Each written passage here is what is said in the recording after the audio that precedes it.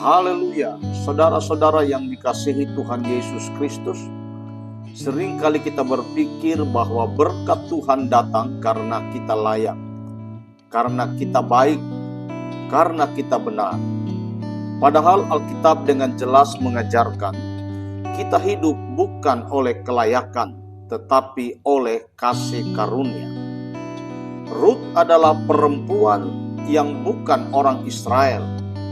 Rut adalah seorang janda. Rut adalah orang miskin dan juga orang asing.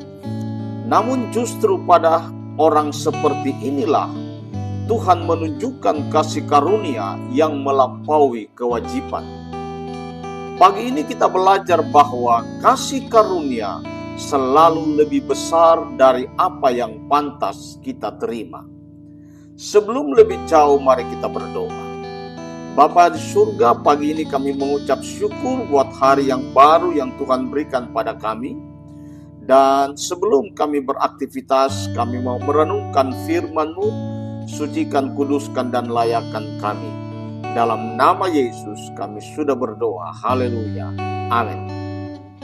Bapak, Ibu, Saudara yang dikasihi Tuhan Yesus Kristus, ayat pokok kita pagi hari ini terambil dari kitab Rut pasal 2 ayat 8 sampai dengan ayatnya yang ke-16. Saya akan bacakan kepada saudara. Lalu berkatalah Boas kepada Rut, "Dengarlah hai anakku, janganlah pergi memungut jelai di ladang lain, dan jangan pula pergi dari sini. Tetaplah dekat-dekat pada perempuan-perempuan upahanku. Matamu harus memperhatikan ladang yang sedang dituai orang, dan engkau harus mengikuti mereka. Telah kupesan kepada bujang-bujang supaya mereka jangan mengganggu engkau. Dan apabila engkau haus, pergilah kepada tempayan-tempayan, dan minumlah dari apa yang ditimbah bujang-bujang itu." Lalu sujudlah ia menyembah sampai ke tanah dan berkata kepadanya, "Mengapakah aku mendapat belas kasihan daripadamu, sehingga engkau memperhatikan aku, padahal aku ini seorang asing?" Boas menjawabnya, "Telah dikabarkan kepadaku dengan lengkap segala sesuatu yang engkau lakukan kepada mertuamu sesudah matinya suamimu itu. Bagaimana engkau meninggalkan ayah dan ibumu dan tanah kelahiranmu, lalu pergi kepada suatu bangsa yang dahulu tidak engkau kenal.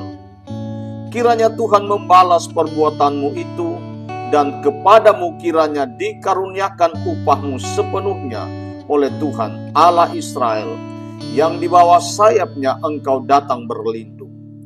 Lalu kata Rut, "Kiranya aku mendapat kasih karunia di hadapan tuanku, sebab engkau telah menghibur aku dan telah berbicara menenangkan hati hambamu ini. Sekalipun aku ini tidak sama seperti salah seorang hambamu perempuan." Dan pada waktu makan berkata Boas kepadanya, "Datanglah kemari, makanlah roti ini dan celupkanlah suapanmu ke dalam cuka." Lalu duduklah ia di samping para penyabit. Maka Boas menghidangkan kepadanya berti gandum, sehingga ia makan sampai kenyang dan masih ada sisanya.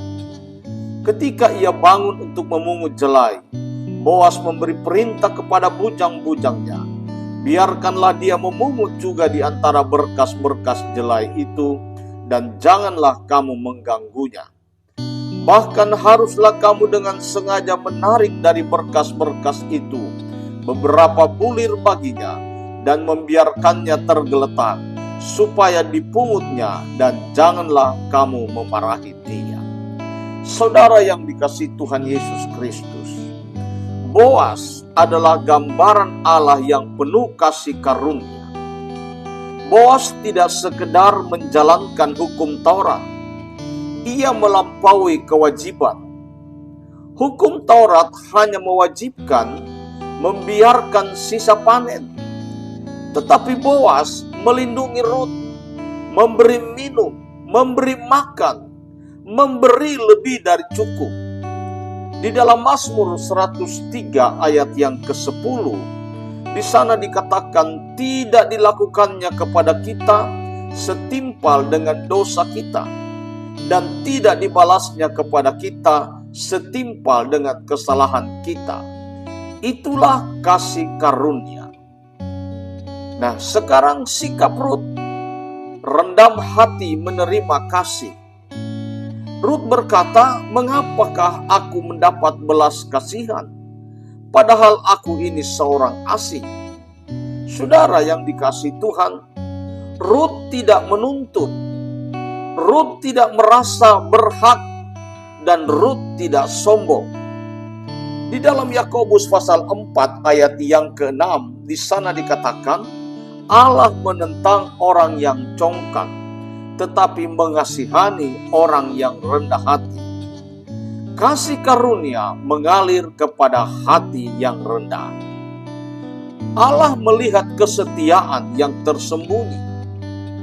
Boas berkata, telah dikabarkan kepadaku dengan lengkap. Saudara bisa lihat di ayat yang ke-11.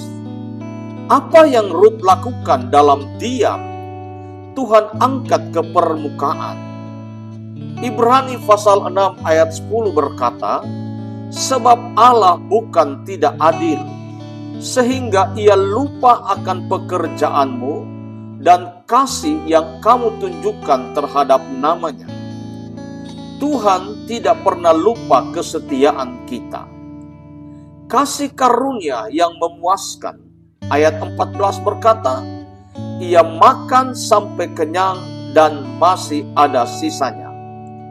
Ini adalah gambaran bukan sekedar cukup, tetapi berlimpah. Yohanes pasal 10 ayat 10 berkata, aku datang supaya mereka mempunyai hidup dan mempunyainya dalam segala kelimpahan. Saudara yang dikasihi Tuhan, bagaimana kita mengaplikasikan atau mempraktekkan firman Tuhan ini dalam kehidupan kita? Yang pertama, jangan hidup dengan mental aku pantas. Yang kedua, belajarlah bersyukur atas kasih karunia. Yang ketiga, jadilah saluran kasih bagi orang lain. Dan yang keempat, ingat, semuanya karena anugerah. Efesus pasal 2 ayat 8 berkata, sebab karena kasih karunia kamu diselamatkan oleh iman. Mari kita berdoa. Haleluya, Bapa yang penuh kasih, kami bersyukur karena Engkau Allah yang penuh kasih karunia.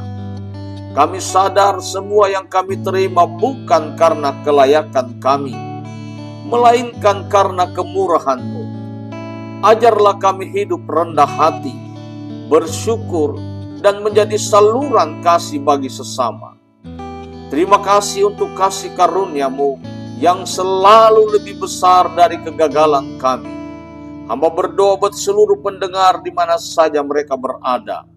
Berkati pekerjaan mereka, berkati usaha mata pencaharian mereka, berkati apapun yang mereka kerjakan yang berkenan kepada Tuhan.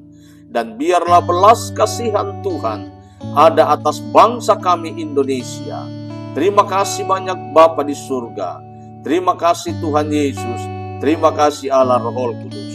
Saudara-saudara pendengar di mana saja Anda mendengarkan renungan pagi ini, terimalah berkat Tuhan. Kiranya kasih karunia Tuhan Yesus, kasih Allah Bapa, dan persekutuan Roh Kudus menyertai hidupmu sekarang dan selama-lamanya. Di dalam nama Bapa, Anak laki-laki dan Roh Kudus, yaitu di dalam nama Tuhan Yesus Kristus. Haleluya. Amin. Saudara yang dikasihi Tuhan, kalau renungan pagi hari ini memberkatimu, jangan lupa juga bagikan kepada orang lain, agar mereka juga diberkati dan dilawat oleh Tuhan. Tuhan Yesus memberkati. Amin.